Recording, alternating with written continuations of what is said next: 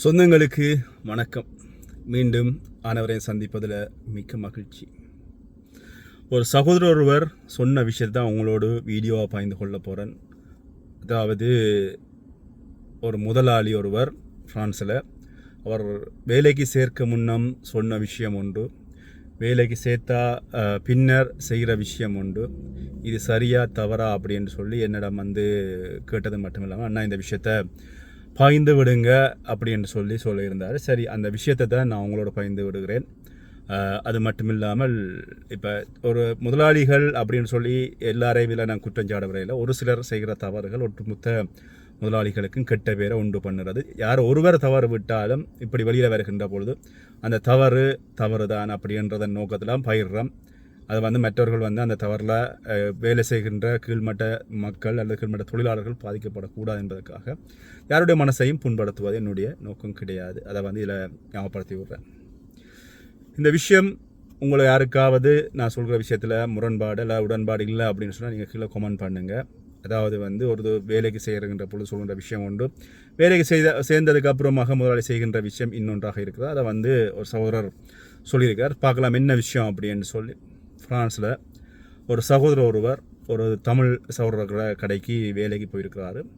வேலைக்கு சேர்கின்ற பொழுது அந்த குறிப்பிட்ட முதலாளி சொன்ன விஷயம் உங்களுக்கு நான் இருக்கிறதுக்கு இடம் கடைக்கு மேலே தரேன், நீங்கள் எனக்கு காசு தர வேண்டாம் அப்படின்ற ஒரு விஷயம். அது மட்டும் இல்லாமல் உங்களுக்கு 2 நேர சாப்பாடு நாங்கள் தாரோம், நீங்கள் சாப்பாட்டுக்கு காசு பே பண்ண வேண்டாம் அப்படின்னு சொல்லி வேலைக்கு சேர்கின்ற பொழுது குறிப்பிட்ட அந்த முதலாளி சொல்லி எடுத்ததாகவும், அதுக்கப்புறமாக ஒரு மாதம் எந்த பிரச்சனையும் இல்லாமல் போனது. தானும் வேலை ஒழுங்காக செய்ததாகவும், மேலே வீட்டில் வேண்ட அந்த கடையின் வீட்டிலே நான் இருக்கிறேன் அப்படின்னு சொல்லியிருக்கார். அதுக்கப்புறமாக முதலாளி கடையை தன்னுடைய பொறுப்பில் விட்டுட்டு அவர் இன்னொரு கடை அவருக்கு இருக்குது. அவர் தன்னுடைய கடைக்கு இன்னொரு கடைக்கு அந்த கடையை அளவலாக போயிடுவார். என்ன சொன்னால், தான் இந்த கடையில் இருப்பதனால இந்த கடையில் தான் கடைக்கு மேலே வீடு, மேலேருந்து கீழே இறங்கி வர்றது, கடையெல்லாம் தன்னுடைய கட்டுப்பாட்டுக்கே இருக்கும். அதுக்கப்புறமாக வேலை முடிஞ்சதுக்கப்புறமாக கடையை மூடிட்டு மேலே போய் தூங்குறது. என்ன சொன்னால், சாப்பாடு 2 நேரம் அவர்கள் தருவார்கள் அப்படின்ற அடிப்படையில் அப்படி அவர்கள் சாப்பாடு தராட்டிக்கு கடையில் கெஸ்ஸில் காசு எடுத்து பக்கத்தில் இருக்கிற ஏதாவது ஒரு சாண்ட்விச் கடையிலையோ அல்லது கிபப் கடையிலையோ அல்லது ஏதாவது ஒரு கடையில் உங்களுக்கு தேவையான சாப்பாட்டை நீங்கள் வேண்டி சாப்பிடுங்க, 10 ரூபா எடுத்து வாங்கி சாப்பிடுங்க அப்படின்னு சொல்லி அந்த அண்ணா சொல்கிறார் அப்படின்னு சொல்லியிருந்தார். இப்படி இருக்கின்ற பொழுது இவருக்கு என்ன பிரச்சனை ஆகிறதுன்னு சொன்னால், கடைக்கு மேலே இவரை இருக்க சொன்னதால் இவருக்கு சொல்லப்பட்ட சம்பளம், இவருடைய வேலை மனத்தியாலங்கள் கூடவாக இருக்கிறது, சம்பளம் குறைவாக இருக்கிறது. இப்படியான நேரத்தில் குறிப்பிட்ட சகோதரர் அந்த முதலாளியிடம் முன்வைக்கிறார். அண்ணா, நான் காலையில் 8 மணிக்கு கடை துறக்கிறேன், இரவு 12 மணி மட்டும் கடையில் வேலை செய்கிறேன், எனக்கு நீங்கள் தர சம்பளம் காணாது, எனக்கு இந்த சம்பளம் தந்தால் என்னால் கட்டாது, நீங்கள் எனக்கு சம்பளம் கூட தாங்கோ அப்படின்னு சொன்ன பொழுது தான் நீங்கள் முதலாளிக்கும் தொழிலாளிக்கும் இடையில் மனஸ்தாபங்கள் ஏற்படுகிறது. அப்போ அவர் ஆரம்பத்தில் அந்த முதலாளி அவர் சொல்லியிருக்கார், சரி தம்பி நான் பார்க்குறேன், கொஞ்சம் பொறுங்க, அந்தரப்படாதீங்க, நான் சரி யோசிக்கிறேன் அப்படின்னு சொல்லியிருக்கார். இவருக்கு விசா இல்லாததால் முதலாளி மனச்சாட்சிக்கு சம்பளம் கொடுக்கவில்லை அப்படின்னு இவர் குறிப்பிட்ட சகோதரர் சொல்கிறார். அது மட்டும் இல்லாமல் 1 மாதம் முடிஞ்சு 2வது மாதம் முடிஞ்சு 3வது மாதமும் இதே இழுபறி நிலையில் இருக்கிறது இந்த வேலை செய்கிற சகோதரருக்கு. இப்படியே இருக்கின்ற பொழுது இந்த வேலை செய்கிற முதலாளியிடம் திருப்பி அந்த சகோதரர் அவர் வேலை கடைக்கு வருகிற நேரம் கேட்குறார், அண்ணா நீங்கள் எனக்கு சம்பளம் கூட தரன்ற, இப்போ நீங்கள் சம்பளம் கூட தரல, என்னால் என்னுடைய குடும்ப செலவுகள் கட்டாது, இல்லாத என்னுடைய வேலை நேரத்தை குறைச்சி விடுங்க, நான் இன்னொரு வேலை தேடி போகிறேன் அப்படின்னு கேட்கின்ற பொழுது, இல்லை தம்பி, நான் உங்களை நம்பித்தான் நான் இந்த கடையை விட்டுட்டு நான் மற்ற கடை பார்த்து கொண்டிருக்கேன், நீங்கள் உங்களை நம்பி நான் வீடெல்லாம் தந்து உங்களை ஒரு பொறுப்பான மனிதராக நான் இங்கே வச்சிருக்கிறேன் அப்படின்னு சொன்ன பொழுது, அப்போ இந்த சகோதரர் திருப்பி சொல்கிறார், அப்போ நீங்கள் எனக்கு இல்லை, அப்படி சரி ஓகே, நான் பிரச்சனை, நான் முழு நேரம் நீங்கள் சொல்கிற டைமுக்கு நான் 2 வேலை செய்கிறேன், நீங்கள் எனக்கு என்ன சம்பளத்தை கூட்டுங்கோ அப்படின்னு குறிப்பிட்ட சகோதரர் பிரச்சனையை முன்வைக்கின்ற பொழுது இங்கே குறிப்பிட்ட முதலாளி பிரச்சனையை திருப்பி போடுறார்.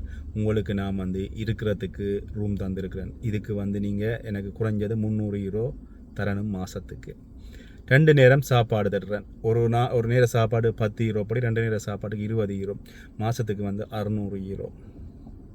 அப்போ நீங்கள் 600 யூரோவும் 300 யூரோவுமாக சேர்த்து 900 யூரோ காசு நீங்கள் பே பண்ண வேண்டும். அதை விட நீங்கள் பாய்கிற தண்ணி, எலக்ட்ரிசிட்டி பில்லுகள் வரும், இதெல்லாமே வந்து நான் தான் பார்த்துக்கொள்கிறேன். இதுக்கு எல்லாமே நான் தான் பே பண்ணணும். இதனால் நீங்கள் வந்து உங்களுக்கு நான் வந்து எக்ஸ்ட்ராவாக இந்த சம்பளத்தை விட நான் கூட காசு தர மாட்டேன் அப்படின்னு சொல்லி 3வது மாதத்தில் குறிப்பிட்ட சகோதரருக்கு முதலாளி சொல்கிறார். அவருடைய முதலாளியோட கருத்தை வந்து முன்வைக்கின்ற போது இவர் தொழிலாளிக்கு வந்து அதனை ஏற்றுக்கொள்வதற்கு அவர் சரியான நிலையில் அவர் இல்லை. சரியான நிலையில் இல்லையாண்டா அவர் வந்து சொல்கிற கருத்து என்னென்னு சொன்னால், தான் வேலை நேரம் கூட அந்தளா வேலை நேரத்துக்கு வந்து எனக்கு வந்து மனத்தியாலத்துக்கு அடிப்படை சம்பளத்தின்படி தருகின்ற பொழுது எவ்வளவோ சம்பளம் தர வேண்டும், ஆனால் முதலாளி இப்படி ஒரு கருத்தை சொல்கிறார் அப்படின்னு சொல்லி. அப்போ நான் திருப்பி நான் கேட்டேன், கடையினுடைய வியாபாரம் நல்ல வியாபாரம் போகுதா என்று சொன்னால் அவர் சொன்ன விஷயம் திங்கள் செவ்வாய் புதனில் வந்து ஓரளவுக்கு அப்படி தானா இருக்கும். அப்புறம் வியாழன் வெள்ளி சனி ஞாயிறு வீக்கெண்ட் வந்து நல்ல வியாபாரம் இருக்கிறது. அதனால் வந்து வியாபாரத்தில் நட்டம் இல்லை. அது மட்டும் இல்லை, கடைகளில் தன்னோட வந்து இன்னும் ஒரு சகோதரர் ரெண்டு வேலை செய்கிறார். அவர் வந்து குறிப்பிட்ட டைம் முடிய விட்டு போயிடுவார். நான் தான் மேலதிகமாக இல்லாமல் நிற்கிறதுனால தான் நம்ம இந்த பிரச்சனையை முன் வச்சேன் அப்படின்னு சொல்லி. தனக்கு வந்து தன்னுடைய ஊதியம் வேணும். அது மட்டும்னா தனக்கு சொன்னது வந்து வீடு ஃப்ரீ, சாப்பாடு ஃப்ரீ என்று சொல்லி போட்டு இப்போ வந்து சம்பளத்தை கூட்டித்தர சொல்லி கேட்கின்ற பொழுது இப்படி ஒரு கருத்தை வந்து முதலாளி முன்வைக்கிறார் அப்படின்னு சொல்லி குறிப்பிட்ட சகோதரர் என்னிடம் வந்து சொல்லியிருந்தார். அண்ணா இது என்னன்னா இதுக்கு செய்யலாம் அப்படின்னு சொல்லி. இது வந்து என்னென்னா செய்யலாம் அப்படின்னு சொன்னால், என்னுடைய தனிப்பட்ட பார்வையில் இது முதலாளியும் நீங்கள் தனிப்பட்ட 2 பேரும் பேசி தீர்க்க வேண்டிய விஷயம். அதை விட முதலாளி எவ்வளோ சம்பளம் தராண்டி இவர் சரியாக சொல்லலை.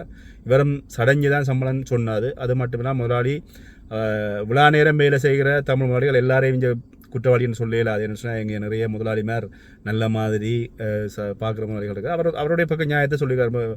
வீட்டு வாடகை 300 ரூபா 600 ரூபா சாப்பாட்டுக்குன்னு சொன்னால், நார்மலாக இவருக்கு இப்போ 15 பேர் வேலை செய்வராக இருந்தார்.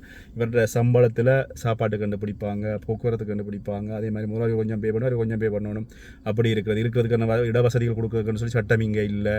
அப்போ அது எல்லாத்தையும் அந்த முதலாளி கவனத்தில் கொண்டு இவரை வேலைக்கு வச்சிருக்கார். அதில் இன்னும் ஒரு விஷயம், விசா இல்லாத ஒருவரை வேலைக்கு வச்சிருக்கின்ற பொழுது அந்த முதலாளிக்கு எவ்வளவோ பிரச்சனைகள் கட்டாயம் வரும். நாளைக்கு ஒரு கொண்ட்ரோல் கடைக்குள்ளே பாஞ்சுதுன்னு சொன்னால், இவரை பிடிச்சதுன்னு சொன்னால் இவர் போலீஸில் போயிட்டு இவர் நல்ல பிள்ளை மாதிரி எஸ்கேப் ஆகிடுவார். ஓகே, எனக்கு இதுக்கும் சம்பந்தம் இல்லை, முதலாளி வேலைக்கு வச்சிருந்தார் அப்படின்னு சொல்லி. அந்த முதலாளிக்கு நீ விசா இல்லாதவனே ஏன் வேலைக்கு வச்சிருந்தேன் நீ இதுக்கு சொல்லி ஒவ்வொன்றுக்குமென்னு சொல்லி ஒவ்வொரு தண்ட பணம் கட்டப்படும். அதாவது வந்து உசாஃபுக்கு இவ்வளோ காசு கட்டணும். அது மட்டும் இல்லாமல் டேக்ஸ் டிபார்ட்மெண்ட் எம்போக்கு வந்து இவ்வளோ காசு கட்டணும், பேசிட் போர்டில் இவ்வளோ காசு கட்டணும். அப்படின்ற எல்லா விஷயங்களும் வந்து முதலாளிக்கு தண்ட பணமாக வரும்.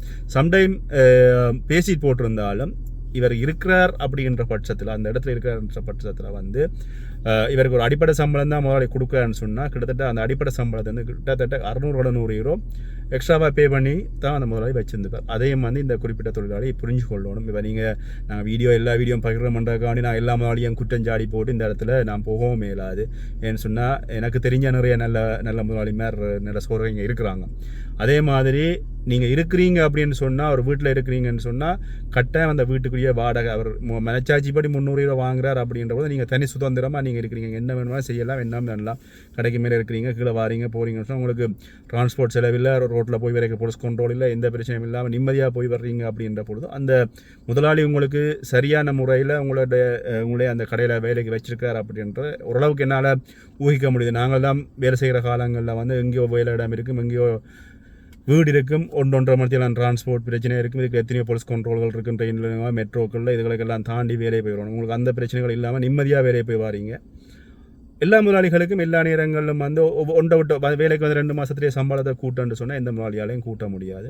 ஒரு 3 மாதமோ 6 மாதமோ அல்லது 1 வருஷமோ போகணும். அதுக்கப்புறம் தான் அவர் கூட்டலாம். 3 மாதம் கேட்டுருக்கீங்க, சரி இன்னொரு 6 மாதம் வெயிட் பண்ணி பார்க்கலாம். இல்லை 1 வருஷம் நீங்கள் உங்களோட வேலையை காட்டி நான் இவ்வளோ வேலை செய்கிறேன், அதுக்கப்புறம் நீங்கள் என்ன சம்பளத்தை கூட்டுங்கன்ற பொழுது அது கட்டாயம் தமிழ் முதலாளியில் எந்த முதலாளியுமே புரிஞ்சு கொள்ள 1 வருஷமாக அவன் வேலை செய்கிறான், சரியாக வேலை செய்கிறான், நம்பிக்கையாக வேலை செய்கிறான், அவனுக்கு சம்பளத்தை கூட்டணும்னு சொல்லி புரிஞ்சு கொண்டு முதலாளி சம்பளத்தை கூட்டுவாங்க.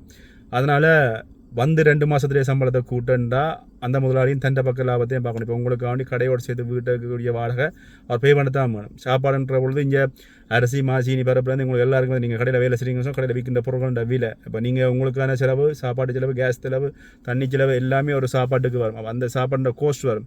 ஒரு 8 யூரோ 10 யூரோ கணக்கு பார்த்தாலும் சரி, 8 யூரோன்னு பார்த்தாலும் சரி, 10 யூரோ ஒரு நாளைக்கு கணக்கு பார்ப்பேன், 10 யூரோ கணக்கு பார்த்தாலுமே ஒரு சாப்பாடு 2 நேரம் சாப்பாடு 20 யூரோ. அப்போ அவங்களுக்கு அந்த செலவு இருக்கும். அதோட அதை சமைச்சு போட்டு உங்களுக்கு கொண்டு வந்து வீட்டிலேருந்து வேலை இடத்துக்கு கொண்டு வந்துடும். அதுக்கு டிரான்ஸ்போர்ட் பெட்ரோல் செலவு, காரில் பெட்ரோல் செலவு வரும். இல்லை நீங்கள் கடையில் எடுத்து பக்கத்து கடையில் வேண்டிச்சா அப்படின்னு சொன்னால் சரி 10 ரூபா. சரி நீங்கள் சரியான முறையில் தான் இருக்கிறீங்களா அப்படின்றது அதெல்லாமே எங்களோட நம்பிக்கை பொறுத்தது. அப்போ எல்லாத்துலேயும் உடனே தமிழ் முதலாளிமார் இப்படி சொல்கிறாங்க அப்படி சொல்கிறாங்கன்னு சொல்லி அவங்கள குற்றம் சொல்லி போட்டு இங்கே கடந்து போக முடியாது. அதனால் என்னை பொறுத்தவரையில் அந்த முதலாளி அவர் என்ன பொறுத்தவரை ஒரு மனுச்சாச்சு சம்பளம் பே பண்ணுறாரு நினைக்கிறேன். அவர் சொன்ன கருத்து சரி.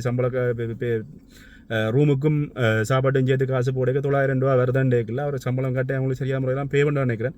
2 மாதம் ஒரு 6 மாதம் ஒரு வருஷமாக பொறுத்திருந்து பாருங்க. அதுக்கப்புறமாக அந்த முதலாளி சம்பளம் கூட்டலை அல்லது உங்களோட உழைப்புக்குரிய ஊதியம் கிடைக்கலன்னு சொன்னால் நீங்கள் அதுக்கப்புறமா ஒரு முடிவெடுக்கலாம். வீடியோ பார்க்குறாங்களும் உங்களோட கருத்துக்களை சொல்லுங்கள். இங்கே நான் திரும்ப சொல்கிற விஷயம் தான், ஒரு சில முதலாளிகள் செய்கிற தவறுக்காக ஒட்டுமொத்த முதலாளியும் குற்றம் சொல்ல நான் தயாராக இல்லை. நன்றி. மீண்டும் ஒரு வீடியோவில் சந்திக்கிறேன்.